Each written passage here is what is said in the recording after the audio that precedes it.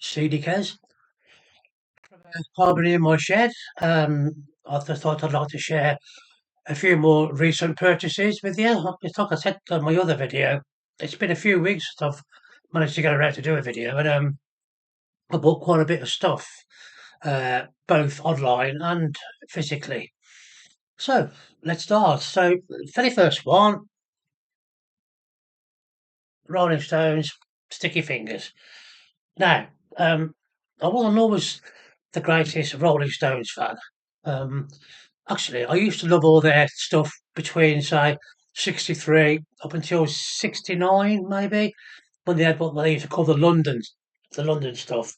Uh, all the hit singles they had in the 60s. And then they got towards the end of the 70s and they started to do all that. I don't know what, I don't know, to sort of go back to the roots, and they sort of took on the American influence in their music. And that's where they sort of lost me. Because I used to prefer all that British invasion stuff, to be honest with you. So in recent years, I've started to look back at what I used to buy, what I used to listen to, and it was getting a bit all one dimensional. And I thought I knew a lot about uh, music that was around me at the time, um, which didn't prove to be true. So I also read somewhere that they said that people tend to stop listening to new music when they reach their 40s. And I thought, whatever. But it actually turned out to be, in my case, it turned out to be true because I did. I mean, I don't listen to the radio much anymore. Just talk radio, talk sport, to be honest with you. I listen to that an awful lot, but I don't listen to music radio. Because I mean, you've obviously got your own, you've got the BBC Six radio six, and you've got all that sort of stuff, but I was a bit out of touch, and there was so much on the internet. We had radio stations on the internet that were like, genre radio. So you'd have a black metal station, you'd have a death metal station, and all that. And I think, oh my god, I can't remember the hell do you start? And then I just wanted the one that used to play. I've always wondered, and there probably was, you probably have to tell me, but there's one that used to just have a like a random thing. So one minute you'd have like Napalm Death, and then the next song would be, I don't know, Eminem. It's that sort of thing. That's what I'd like. It's a bit like my iTunes site, to be honest with you. So, but anyway, so what I decided to do was to revisit all the old bands that I used to think, oh, shit, no, thank you, like Pink Floyd. Not Pink Floyd. Got Rolling Stones, beg your pardon. And Genesis is another one. Yes, definitely another one. I used to bleed out when I was a kid. I thought, fucking rubbish. And I did try and listen to Kiss again because I actually got to see Kiss at the Bingley Hall in Birmingham, and I think it was bloody awful. And they are still bloody awful.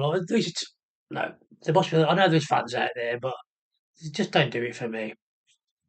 So one of the ones that I ended up listening to was, of course, as I've mentioned, the Rolling Stones, and um, these aren't particularly in order. These are the ones that I bought when they were going cheap on eBay. Like I think I bought them for £3.98. Sticky Fingers, and I mean I knew that the Wild Horses were on there, which is it's probably one of my favourite Rolling Stones records of the latter stuff. Um, and so yeah, and so I started to play. I thought started to play the whole album. I thought, oh, this is pretty good. This is I like some of this stuff, even the ones I didn't know. The songs I'd never heard before. Um, so yeah, so I decided to keep looking on eBay, keep looking at record fairs, charity shops to see if there's any cheap Stones stuff going. I mean, all the actual early stuff, it's still, well, I wouldn't say it was expensive, but it ain't no, 2 quid or something like. So I started to pay a bit more. Um, so like I said, I got Sticky Fingers and I played it and I thought, nice, very nice. Next up, The Young Gods. This one's TV Sky. And the only reason I bought this album was because of this one, The Red Sea, or how they call it, Le Rouge. Le Rouge. So, and I bought it because of the song on there on this one called L'Amore. Now I think doing it on John Peel, and it was that combination of guitar, and sort of a pre-Ramstein, a very pre-Ramstein, quite a long time ago as well. It was all quite heavy guitars, very industrial, and I just loved that one particular track. And I remember going into Birmingham, and I bought uh, Red Sea on vinyl. I just don't know where it is. Um, Gone down a hole. Gone down a big 1990s hole somewhere. So anyway, I managed to get these two together, the the Red Sea and TV Sky, and I think I only spent about £7. So yeah, really impressed with that. I was really impressed with that board, to be honest with you. That's absolutely fantastic. Okay, so next up is Emerson Lake and Palmer. Now I've got to be honest with you. I always had a bit of a soft spot for Emerson Lake and Palmer, even during my punk. And one of those bands that, when you went through punk and the new wave of British heavy metal and the second wave of punk, all that, there was still, it's like Queen, I was to Queen, all everything that was going on. I still listened to Queen, and I listened to Emerson Lake and Palmer. And so what I thought I'd do, I started to recollect a lot of their stuff, and it's really quite cheap, apart from the ones that aren't cheap. Logic. So yeah, so pictures at an exhibition, um, Mussorgsky and all that.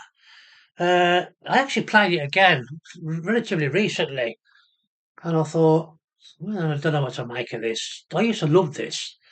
I think my ears got messed up with thrash metal, death metal, and all black metal, and God knows what else. But I think this is more tied to memory as opposed to like being any good. But I like it occasionally. Next up, Wedding Present. This is George Best. Uh, I always had an interest in Wedding Present for the fact that people were comparing them, or they were. I know they were. I don't know this for sure. David Gedge was always talking about Buzzcocks and how he was influenced by Buzzcocks, and I thought, okay, so I'll give it a whirl. This is back then. This is in the 80s, and I know that John Peel was a champion of this band. I used to sort of not lump them in, but they were sort of with the Fall, the other sort of vibe lyrically. So yeah, I heard some of the singles. I think the one with everyone thinks he looks daft with the song that sticks out in my mind because I just think that was a crazy title. But I bought a couple of their singles back in the day, back in the 80s, and I didn't like them. Didn't like them. I just probably wasn't ready for all that indie stuff. I mean, that indie stuff took a long time to catch up with me, believe me. Uh, None of them really stuck out for me at that particular time. But as I say, but the same with the Rolling Stones. That's what I've gone back and just really listen to all that stuff again. And I listened to this. They did another record. Is it the Hit Parade? That is fantastic. That's really, really heavy.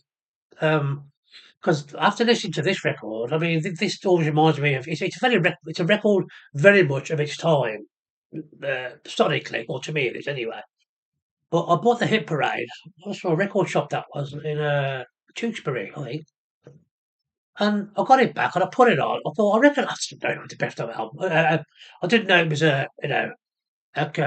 cover version record because I didn't actually look at them. I thought, I love that. Wedding present, couple of quid, Bob's your uncle. So got it back. I thought, oh, wow, I do not remember it being this heavy. And I loved that album. Went to I think I may have bought this one online, to be honest with you, either Amazon or eBay or one of them other things, and got it back. And I thought, yeah, that's how I remember it. But I'll give it. I'll stick with it. So yeah, so that one. Next one. Next up, another Rolling Stones affair. Aftermath. Um, Now this is the era that I actually like a lot of the Rolling Stones. There's a couple of songs on here that actually uh maybe go, huh? Mother Little Helper. I didn't realise that this was on here. It's a fantastic song. It was on that. I used to hear it on my mum's compilation. She had that Get Stoned double album, with a big mouth on the front, Meadow Stone, and that was on there, and I used to love it. And then Stupid Girl, another song that I didn't I didn't know what it was until I heard it. I thought, hey, I know this song. And what I found with the Rolling Stones album tracks, well, I'd actually heard them before over the years, on the radio or whatever it was, and I thought I didn't know that was the Stones. And one of them was Out of Time, which is on here, which is absolutely fantastic song. I always thought it was one of those 60, well, it is 60, hippy dippy songs by some hippy dippy singer. And I thought it was a cover version of an old Motown song. But I was absolutely shocked. Jagger Richards. And don't know if anybody could tell me if somebody did a cover version of that song, could you? Uh, because I don't remember it, I don't remember the Rolling Stones doing it. Anyway, last one of this particular video is Let It Bleed. Um, do you know something? I was absolutely gobsmacked with this record because I know all the shit. I know Gimme Shelter. I know Love in Vain. I know Let It Bleed, Midnight Rambler. And of course, you can't always get what you want. I mean, I've heard them over the years, and I just knew it was the Stones. But it country honk and stuff like that. Let It Bleed, the actual title track, and I thought, man, this is dark. Lyrically and sonically, to me, it's quite a dark album. And I think that you can't always get what you want. It's one of those, I don't know how you put it, tragic comedy type of thing. I don't know how you put it, but it always sounded, it's an uplifting song, as you know, but I don't know, it had that undertone, or maybe that's just me. Anyway, that's another big video of my recent CD purchases, and no doubt there'll be a few more because I've got to catch up. So, see you later.